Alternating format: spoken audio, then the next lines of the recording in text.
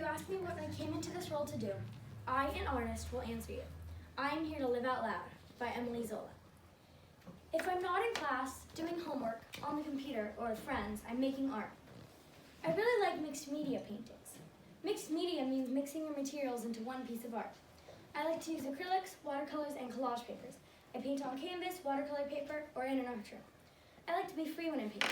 I don't like to follow rules, and I don't need things to be perfect, because sometimes something that starts out as a mistake ends up being an awesomeness. For me, it's more about the process than the product. My style is all about self-love and creative expression. I'm hoping at the end of this speech you'll be inspired to try making your own mixed media painting. I'm going to give you some tips and share with you my process. Here's some getting started tips. Gathering materials. You'll want brushes, a bowl of water, paints, a palette, or something to mix your colors in, stir sticks, and a canvas of some sort. These are the materials I used in the piece I will be talking about. Follow your mood. You can choose your color palette based on your mood.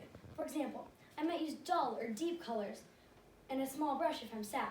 And if I'm mad, I might use a humongous brush and super bright colors and stab it on.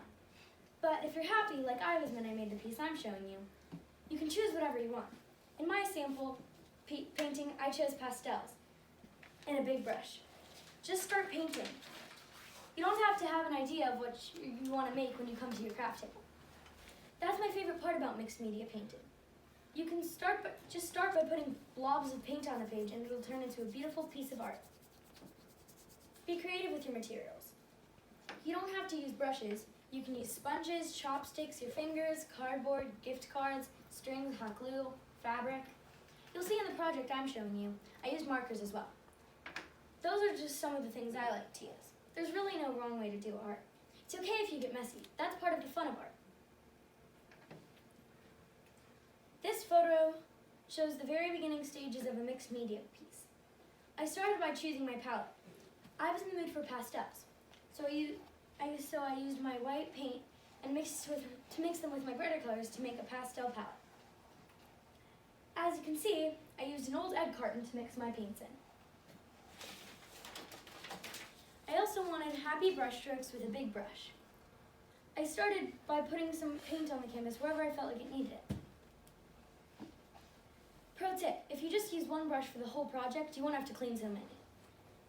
After you're finished with the first stage of the process and the painting is done drying, you're ready for the next stage. At this point, you have to make a decision. You can either have it be a drawing or it can just be a painting. I chose drawing, but there's also going to be some paint in it because it's hard to have a drawing without any paint. I decided I'm going to make a heart man. I took a very sharp pointed pencil and sketched out the shape that I wanted, which was a heart. I made a rough outline of what I wanted, then I added the eyes. The eyes and the eyebrows changed the whole expression, and I changed my mind a whole bunch of times before designing on having the eyes and eyebrows looking up to make him look surprised. I drew on the nose and mouth as well. I wanted him to look super happy, so I put smile marks on the sides of his mouth.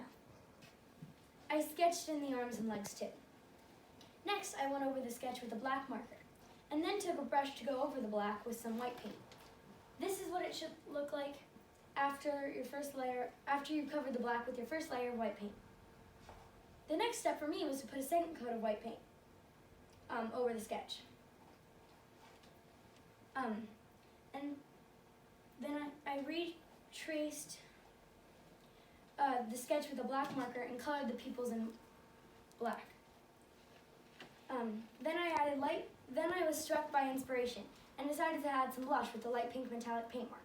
I applied it to my finger first and then brushed it on and blended it in. To really go for the mixed media idea, I decided to add some paper.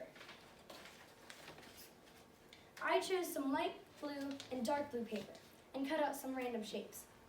You can do as many different colors as you want. I got out my Mod Podge and a paintbrush. Sponge brushes work best for me when I use Mod Podge. I put some Mod Podge on the back of one of the pieces of paper and on the canvas where I want it to go. Plop it down on the canvas, making sure all the edges are pushed down. I overlapped some pieces like a collage. One of the final steps is signing your name. Here's the final piece. I brought a few of my other pieces for you to look at. This is one of my favorite pieces. It's a little girl, I guess, and she has really cute blush cheeks, and I did this one with pastels, oil pastels.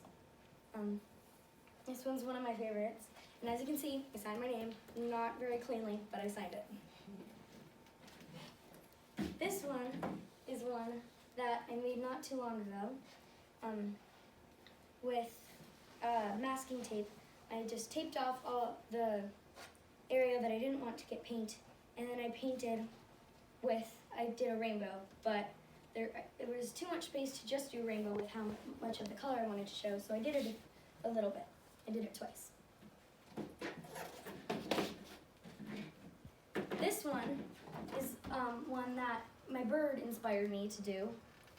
Her name's Olive, and I did all her colors, and then I used masking tape, and this is supposed to be an O for her name.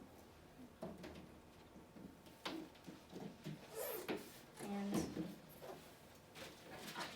this is one that I made, and then I gave it to my mom because she liked it so.